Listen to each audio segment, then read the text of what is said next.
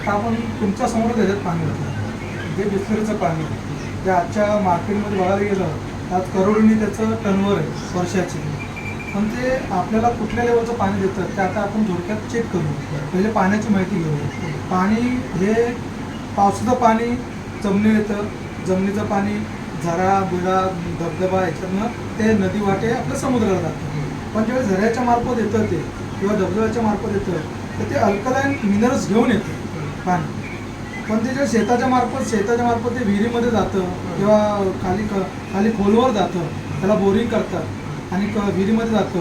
आणि विहिरीमध्ये गेल्यानंतर काही त्याच्यामध्ये जंतू पण असतात, काही किटाणू पण असतात. आता हे गावच्या ठिकाणी येतं. आता मुंबईच्या ठिकाणी आपलं कसं होतं, जे पाणी येतं ते डॅममध्ये साठवतं, डॅममध्ये. आता तानसा डॅम हे सगळे डॅम आहे.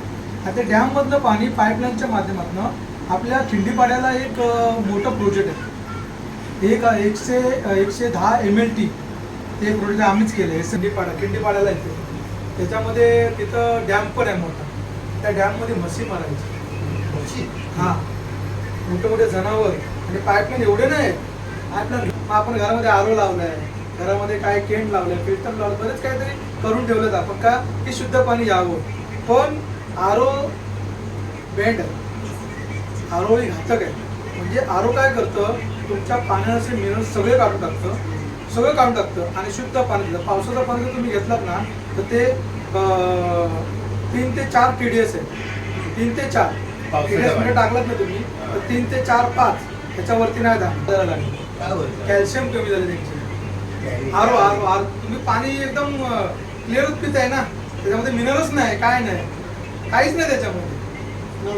हा, आणि नंतर विचार केला की TMCचं पाणी येते ते चांगलं आहे, मुंबईचं पण पाणी चांगलं आहे.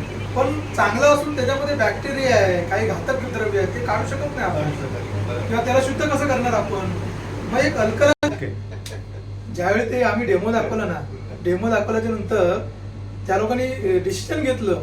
बायकोनी किचनमध्ये बोलून घेतलं नवऱ्याला, आपल्याला मशीन घ्यायचे. डन झाले त्यांचं, डन. पण बसले परत. मग प्राइस काय, प्राइस ज्यावेळी बोलले 2,75,000 तेव्हा पहिली आई निघून गेली बेडरूम मध्ये झोपायला. त्याच्यानंतर 2 मुलं होती ते बाहेर पडली. नंतर ती बायको होती ती पण निघाली, मी चहा बनते ती पण निघाली. आणि ते एकटा मला आता त्याच्यावर डेमो करा, तो एकटा बसला तिथं. तो झाल्यानंतर मला बोललं जाधव बोलतो आणलाच बरोबर होतस तू, पण 80,000 असते ना आता ऑन द स्पॉट वरती घेतले असते. पण बोलतो काही करू शकत नाही बोलतो, आता बोलतो घराचं काम केलंय आणि पाहिजे मला मशीन आहे बोलतो. थोडं थांब तर ते थांब, म्हणजे थांबलो मी. मग ते काय जमलंच नाही. नंतर विचार केला बाबा आता काय करायचं, तर असंच एक वर्जन आला आता ग्रोमॅक्स जार घेऊन आले. माझ्या घरी डेमो दाखवला, मी म्हणलं भारी आहे. हे जसे डेमो आम्ही दाखवले याच्यामध्ये केंगलमध्ये सेम टू सेम तेच डेमो आहेत. फक्त 2-3 प्रॉपर्टी आपण देऊ शकत नाही याच्यामध्ये. हायड्रोजन नाही देऊ शकत, किंवा आपण भाजीपाला धुण्यासाठी हे पाणी देऊ शकत नाही, किंवा ब्युटी वॉटर देऊ शकत नाही. बाकी सगळे याच्यामध्ये आहेत. मग बोललो नाही इथं काम करायचं आपल्याला.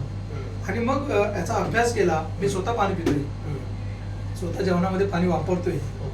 भाजी बिजी याच्यामध्ये बनवून ऍसिड आहे, आणि आपलं ऍसिड काय आहे तर ते आपलं जेवण पचलं पाहिजे म्हणून ते ठेवलंय परमेश्वराने.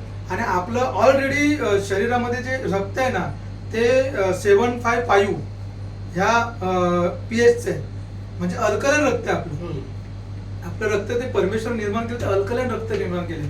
पण आपण काही घातक पदार्थ किंवा काही असे फूड्स खातोय, वडापाव झाला, तेलकट पदार्थ खाऊन आपले शरीर पूर्ण डॅमेज झालं.